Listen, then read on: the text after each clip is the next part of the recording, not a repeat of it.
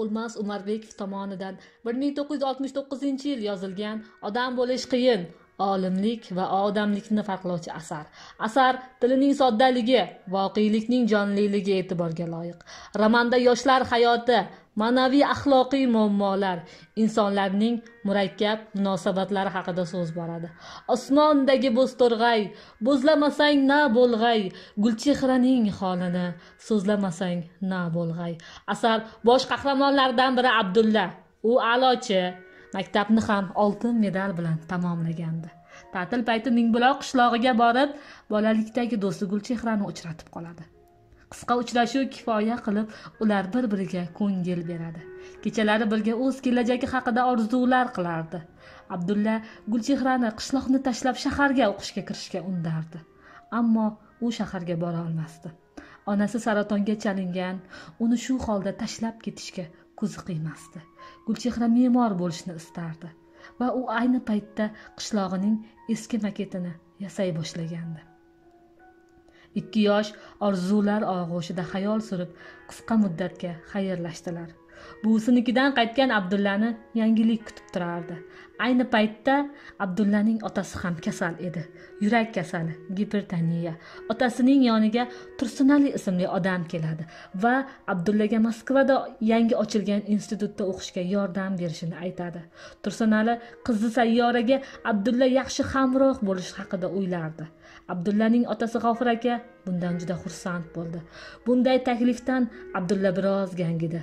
Moskvaga ketib qolsa, Gulchehradan uzoqlashishi, bu taklifdan voz kechsa, bunday imkoniyat qayta bo'lmasligi mumkin edi. Bu o'y-xayollar Abdullani Tursunali akaning uyiga yetakladi va qizi Sayyorani ko'rib, uning fikrlari o'zgarib borardi. U bir qarorga keldi. Moskvaga ketadi. U Moskvaga ketishga qaror qilgan bir paytda Gulchehraning onasi vafot etadi va otasi boshqaga uylanadi. Gulchehra butun boshli qishlog'ining yangi loyihasini ishlab chiqadi. Bundan tashqari Toshkentda yoshlik nomli mehmonxonalar uchun tanlovda g'olib bo'ladi. Abdulla ham akademik yutuqlarga erishadi. Ta'til payti Toshkentga kelgan Abdulla qishloqqa shoshiladi. Bu shoshilishning sababi Gulchehra bilan uchrashish uchun edi.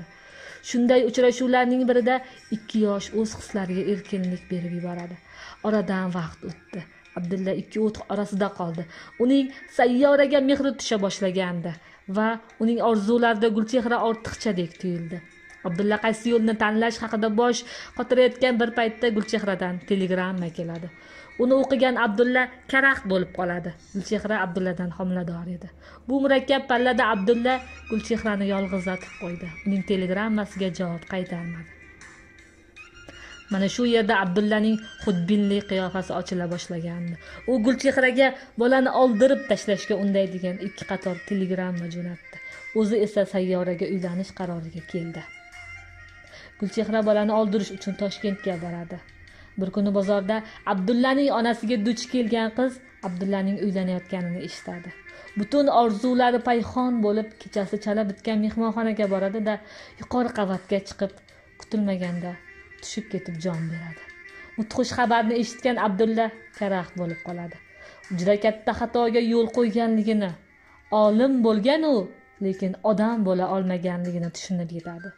Kitobning yozilganiga ancha yillar bo'lganiga qaramasdan, undagi mavzu hamon dolzarbligicha qolmoqda. Abdulladagi moddiy manfaatlarni ustun qo'yish, yigit so'zida turmaslik, oxiri oqibat Gulchehraning fojiali o'limiga sabab bo'ldi.